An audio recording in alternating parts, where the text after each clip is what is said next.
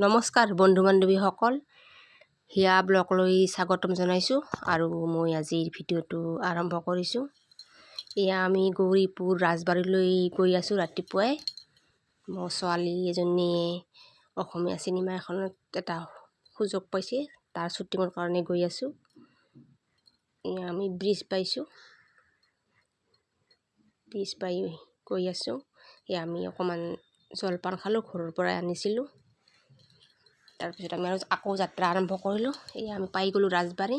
ইয়াতে 3খন ৰাজবাৰী আছে, আমি তাৰে গৌৰীপুৰখনতে আহিছোঁ। এয়া আমি ৰাজবাৰীত প্ৰৱেশ কৰিম। ৰাজবাৰী নহয়, এইটো হৈছে আগৰ দিনত ৰজাবিলাকৰ যেতিয়া অতিথি আহিছিল তাতে থাকিছিল। এয়া আমি ব্ৰেকফাষ্ট কৰিলোঁ। ব্ৰেকফাষ্ট কৰি এতিয়া আমি আকৌ এই গেষ্ট হাউচটোত আহিলোঁ। তাত বহিলোঁ, গেষ্ট হাউচটোত অকণমান বহিলোঁ। ছোৱালীজনীও গ'ল শ্বুটিঙৰ কাৰণে। ময়ো অকণমান গেষ্ট হাউচটো চাৰিওফালে ঘূৰি চালোঁ। আগৰ দিনৰ ৰজাৰ দিনৰ বস্তুবিলাক, ৰজাৰ দিনৰ এই দুৱাৰবিলাক কি মজবুতকৈ বনাইছে, কি ধুনীয়া ডিজাইন, এইবিলাক আগৰ দিনৰ ৰজাৰ। তাত এয়া আমি চাৰিওফালে ঘূৰি চালোঁ। সেই বিল্ডিংবোৰ ৰজাই চাকৰবোৰক থাকিব দিছিল। এইখন ৰজাৰ চেয়াৰ, এইটো কি সুন্দৰ হৈ আছে, ডিজাইন কি ধুনীয়া। চাৰিওফালে ঘূৰি চাই আছোঁ, টাইম পাছো কৰি আছোঁ। ইয়াতে মানুহবিলাকো ৰখি আছে শ্বুটিঙৰ কাৰণে। এইবিলাক সৰু সৰু ঘৰবিলাক ৰজাৰ প্ৰজাবিলাকে আছিল, বহুত পুৰণি দিনৰ হয়। খুব ভাল লাগিল ঠাইডোখৰ চাই, ভালেই লাগিল। ভিডিঅ'টো চাই ভাল লাগিলে লাইক, শ্বেয়াৰ, কমেণ্ট আৰু হিয়া ব্লগছটো ছাবস্ক্ৰাইব কৰি দিব।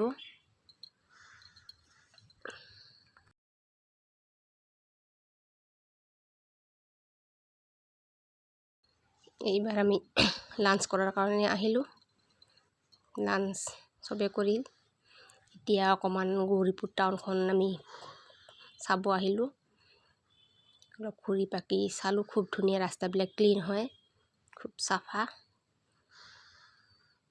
এয়া এইটো মানে ৰজাৰ দিনৰ পুখুৰী, ৰজাৰ পুখুৰী কি ধুনীয়াকৈ ৰাখিছে।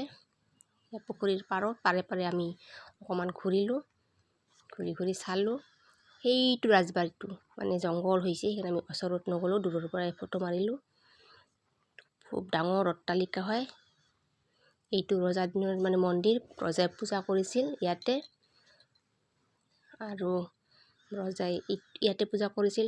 আৰু এটা মহামায়া মন্দিৰ ৰাজবাৰীৰ সেইপাৰে আছে। ৰজা ইয়াৰে মহামায়া নহয়, ই মানে ৰজাৰ মহামায়া মন্দিৰ। মহামায়াক পূজা কৰিছিল ইয়াতে, মহামায়া মন্দিৰ হয় এইটো মন্দিৰ। খুব ধুনীয়া আগৰ দিনৰ। এতিয়া আমি ঘৰলৈ উভতিলোঁ। Bye bye.